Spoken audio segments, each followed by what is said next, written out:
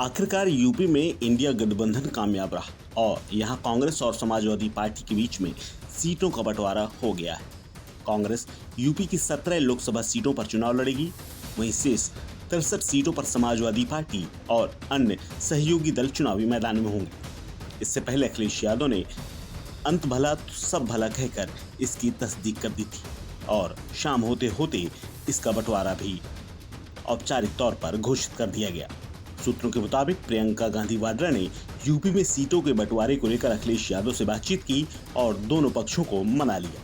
अखिलेश यादव की समाजवादी पार्टी कुल 80 सीटों में से 63 सीटों पर चुनाव लड़ेगी, 17 सीटें कांग्रेस के लिए दी गई हैं।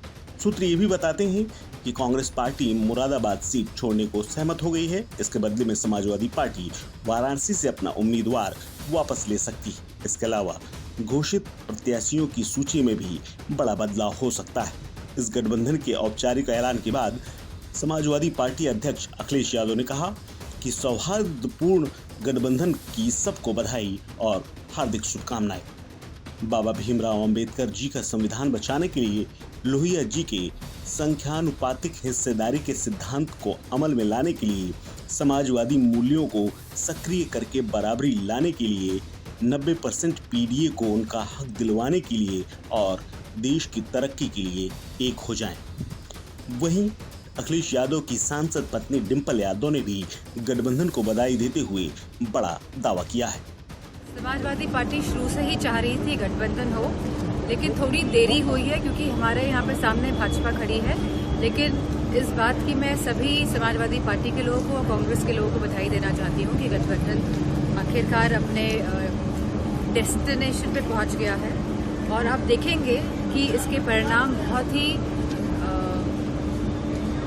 ही अच्छे होंगे और सब लोगों का समर्थन मिलेगा। क्योंकि आज जो है हमारे जो 4 स्तंभ जो आप भाजपा कह रहे हैं कि हमारे युवा हैं, हमारी नारी हैं, हमारी किसान हैं और हमारे जवान हैं, तो इन 4 स्तंभ पूरी तरह से आक्रोशित भी हैं, दुखी भी हैं, निराशा में भी हैं। और मुझे पूरा भरोसा है कि आने वाले चुनाव में लोग आपको भाजपा के साथ तो दिखाई देंगे, लेकिन वोट वो गठबंधन को ही करने जा रहे हैं।